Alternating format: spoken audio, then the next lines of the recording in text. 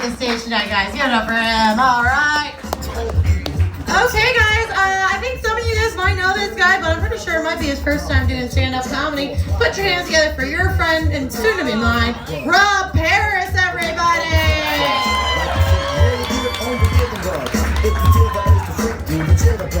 Come and spread your arms if you're really in the hub. Afrocentric living is a big shrug. I like filled with faith, that's what I love. All right. First of all, where are my penguins at? I can't hear you. That's what I'm talking about. I heard a goat. That's not a penguin. Good taxonomy lesson. Anyway, I wanted to tell you folks, I've always had trouble with transportation. The other day, I got a speeding ticket. Total bullshit, right? I was driving down the road and I saw this sign on the side of the road that said, no cruising, 9 p.m. to 5 a.m. No cruising. Shit, I'd be happy to oblige if you tell me how to use a road with a car if I'm not fucking cruising. 8:59 p.m. I got Sugar Ray on the radio or whatever the fucking kids are hip to these days. I don't care. Diplo, is that more current for you? Anyway, I'm having a good time. Stroke of 9, like Cinderella rules. Serious as fuck. I got pulled over going 35.01 miles an hour. Cop walks up to the car. You know why I stopped you, son? Actually, I'm 30 years old. He called me sir, but I thought it would be a lot cooler if he called me son, because apparently I'd rather be disrespected than treated age appropriately. Hashtag privilege. So, I'm sitting in the car, I was going 35.01, but I shit you not, folks, I had a clipboard out, I had the iPad mini, I was taking notes, do you know what I mean? I couldn't have taken that drive any more seriously if I could. But, you know, you gotta take it as seriously as they do church in the South, right? You say everything 3 times.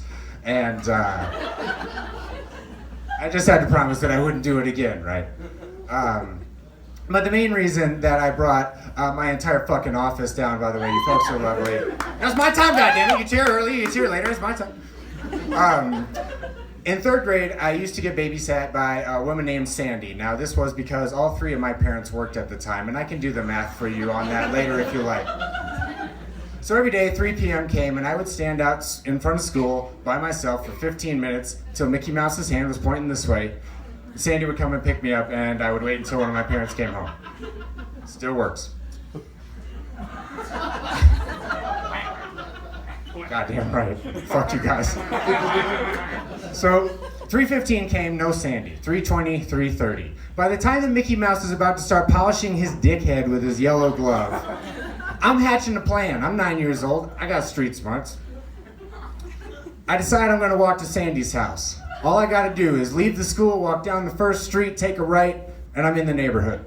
Regular residential neighborhood. My friends here will think it's Detroit, like the fucking ghetto, you know what I mean? But it was really just a normal neighborhood. So I decided to take off. I've got 35 pounds of books on my back. This was 1993, folks. President Reagan was still president in my textbook, and we were fighting the USSR. I take the street down, I take a right, 2 steps in, I am so fucking lost that Matthew McConaughey, using Flavor Flav's clock, could not extract me from this fucking dimension. I was lost in ways like Apple Maps on the first release. I was lost. I didn't know what to do. So I thought back to who had raised me, television and movies. Yeah, you want to talk about the grind, but you don't want to live it. Fucking A, television and movies. So I thought about what TV and movie characters did when they needed conveyance, but they didn't have any means of getting there. So I stuck my thumb out and I started hitchhiking. This is a true story, I'm not bullshitting you. I was hitching, and no one stopped. And panic set in. I thought, what the fuck am I gonna fucking do? Now I got busted for swearing that year, so that was actually my internal monologue. What the fuck am I gonna fucking do? And finally a car stopped, some high schoolers. Kid behind the wheel said, where are you headed? Well, I knew I had one chance to give them all the information that I had. So I said, can you please take me to Sandy's house? They couldn't. Kid said, I don't know who that is, little man. And they drove off.